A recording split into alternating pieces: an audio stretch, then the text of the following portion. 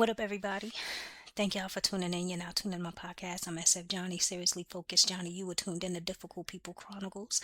Today is not a good message for someone. This episode is called Don't Be Cruel. I woke up the other morning and what came to me was Don't Be Cruel. And it was just part of the song, like towards the middle, where Bobby Brown talks about, well, he sings about how he treated this woman and she's being disrespectful. So, for somebody out there, whoever this is, you have been disrespected. You've been disrespected for a long time. It started out as like subtle attitude behind closed doors. Like if you say something, they might mumble and say, whatever, like, oh, shut up, or something like that. And now is in the streets. Like you go out with this person and they will tell you off, curse you out in front of other people. They don't care. They feel that you're never going to go nowhere. You don't have no other options. They feel that whatever you have is theirs completely. So if you a woman making more money than the guy, he feels like your money is his money and you not going nowhere. He could treat you any old kind of way. I feel like these two are not married.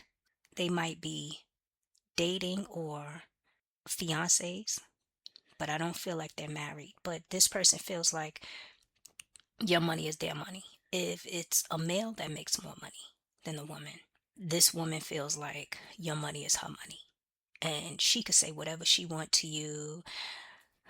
She could walk off, curse you out, and tomorrow she expects a Birkin bag or a pair of red bottoms, whatever you have, whatever have you. She feels like she could spit in your face and you'll be sweating her tomorrow. That's exactly how she feels. If it's a guy, he feels like he could mush you in the head or put his hands on you and you still gonna chase after him. Yeah, it's a lot of disrespect. So what came to me today was that I was in the living room putting together some papers, trying to find my notes, and this person that's being disrespected has been going to different people telling them their situation. And they already know in their heart what they want to do. They already know in their heart what they want to do. But they're like a lot of people, including how I used to be in the past, even sometimes with family members. You just keep giving chances because you think the person's going to change. And sometimes you do that out of, my spirit. You do that not because you love the person like that, but comfortability. Comfortability. You're going to have to be uncomfortable. That's what I'm going to say. You're going to have to be uncomfortable. You're going to have to go to God in prayer. Because like I said, I don't think these two is married. And ask God, what's your next move? What should you do? Go to God and ask for forgiveness because this person might not be for you. I don't know what God's plan is for this person. All I know is that this person is being disrespected. And whatever they're going telling people about their situation, they're not telling the whole story. This person they're being disrespectful in the bedroom. And it could be a situation where after they get their hit off, they're like, okay, get off me. One of those situations. This person feels like you're going to always be around. They could always use you. They could always mistreat you. They think in their head that this is what it's supposed to be about. Like a man is supposed to always chase after them and sweat them, or a woman is supposed to be on hands and knees scrubbing the floor and licking your toe. But this person feels like they could do what they want. Yep. I say this. My experience, when I knew a situation wasn't right, I used to go to the friends in front of me.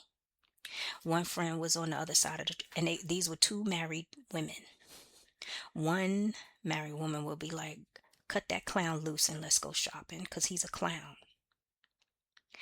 And she used to give me the hard truth. The other person used to be like, "Oh my God," like she was a therapist. Sit him down, have a talk with him, and tell him how you feel, and he let him make him listen, and I used to be like, is she delusional? But in my heart, I already knew what I was gonna do. I was just upset, but I already knew what I was gonna do. And whoever this is, you know what you're gonna do. You already know in your heart, but it's comfortability and not having to deal with the harsh reality that is just making you sit there. Go to God in prayer and ask God to give you fire inside of you so you can make a decision. And if you need to leave that person or whatever God tells you to do, do it, because you know what you want to do. And what you want to do aligns with what God wants you to do. However, you need to plan and go by His direction. In other words, God may want you to leave. You want to leave. So that's where it aligns. However, how you leave is what you need God to tell you. Like I said, this person is being real disrespectful. It started off subtle, where they were just like sucking their teeth or mumbling, saying little things, and now it's like they cursing you out in public, they going off, they like get this or do this, and everything you do, nothing is good enough. hmm Nothing you do is good enough. And they don't care how much money you make because they feel like your money is their money. Whatever you have, whatever benefit you are to them, they feel you're not going anywhere. And what was the other thing? The other thing was that you're a benefit to them, and they, if you decide, this was what it was. If you decide to leave without consulting with God, you're going to have a problem. And the reason why I say that is because this is 2026, and when a person, even an enemy, I don't care where you at, you could be in school, church, wherever, once you start to cut loose from an enemy, you're going to have problems. This situation will go from being disrespected in public to toxic. And that's why you need to go to God in prayer and ask God, what's your next step? How should you proceed? And the direction. So that way, all that craziness that will unfold gets eliminated. And it's not a situation where, um, it's not a situation where they will try to put hands on you. It's a situation where they'll do other things. Like they could try to destroy your possessions, like your car, or slash your tires, or um, go after someone else if you get into another relationship. So you need to go to God in prayer because God will give you peace.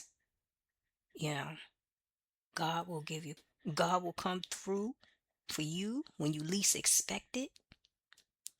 And this person is not wrapped tight. They are not built to walk away, or they're not built, I should say, to let you walk away with their benefit. And it could be a situation where they end up doing witchcraft. And you need to pray a hedge of protection and everything before you leave that situation. That's why it's imperative that you go to God in prayer and you ask God who's for you. You know, and you wait until God sends you your king or your queen. You wait until God sends you that kingdom spouse. You wait because you don't want to deal with the crazies that's out there. Peace is everything.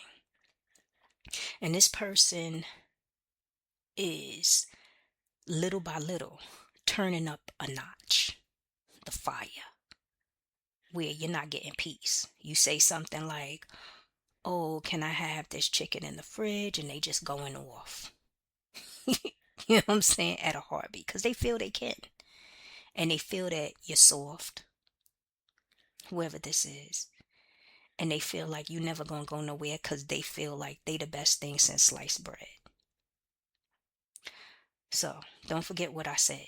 Go to God in prayer, ask God what's your next move. God will direct your path, and pray a hedge of protection.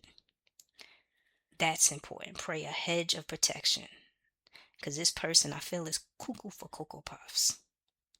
And whoever this is, you need to stop explaining all the things you've done for them. They don't care about all that. They don't hear anything you're saying.